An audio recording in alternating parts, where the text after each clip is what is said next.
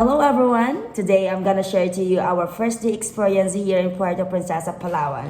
So stay tuned! Hello mga kachupaping, welcome sa airport ng Iloilo. Yes, nandito na kami sa airport ng Iloilo. Be, sobrang aga. Well, ang bakasyong ito ay para lang dapat sa aming dalawa ng bebe ko. Pero gustong sumama ng finger looking goods na ito. Kaya wala kaming magawa kundi isama siya. Wait lang, mali yung iniisip nyo ha. Siya mismo yung nagbayad ng plane ticket niya. Binibigyan na nga lang ako ng sugar daddy ko tapos ibibigay ko pa sa iba. No way. Abay, kung gusto mong gumala, gumastos ka ng sayo. At sa wakas na mga kachupaping, nakapasok na rin kami dito sa loob. Alam mo naman papasok kami sa labas, diba? Ayan, nakaupo na rin kami sa wakas. Sa sobrang aga nga namin dumating dito, be, hindi kami nakakain. Akalain mo ay 30 AM yung flight pero nandito na kami alas 5 pa lang. Ganyan kami kabilis pagdating sa gala pero sa eskwelahan, hindi. Dito nga, be, ay nagdesisyon na kami na bumili ng pagkain. But you know what is the best? Be, sobrang mahal ng pagkain dito.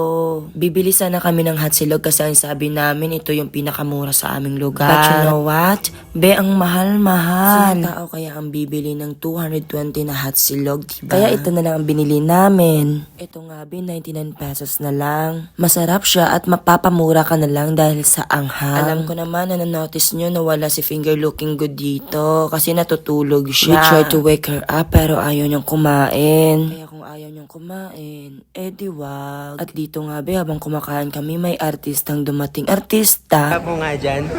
Kung kinangina mo, bakla.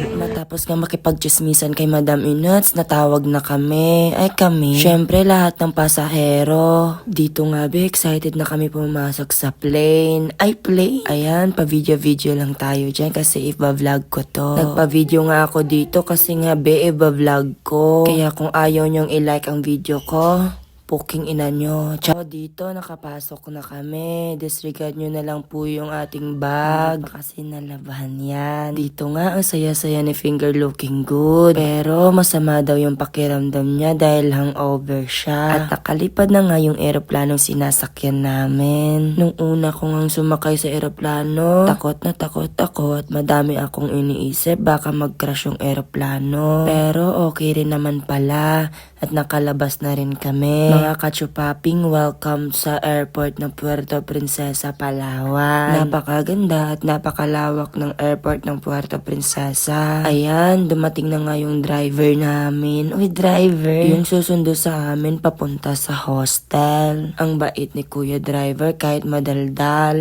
Naka-tricycle lang kami ha. Wala kasi kaming pera papunta doon. Dito nga mga kachupaping, nagsimula na si Kuyang pumutak-putak. Iniisa-isa niyang i-explain ang mga magagandang tanawin at mga beaches dito sa Puerto Princesa, Palawan. Go lang kuya, ilaban mo lang yan. Parang tinutour na nga lang kami niyan. Matapos nga ang 10 minutos ay nakarating na rin kami dito sa hostel. Ang sabi nga ni finger looking good, ang ganda raw. At nung dumating nga kami ay pumunta kami kaagad sa kanilang public market. Bibili lang kami ng pagkain namin for almost 10 days. Ayan, may maraming gulay dito. Bumili na rin kami ng isda para masustansya. Pagdating nga sa bahay ay niluto na ng bebe ko ang kakainin namin para sa gabi. Meron kami ditong green shell, malaki.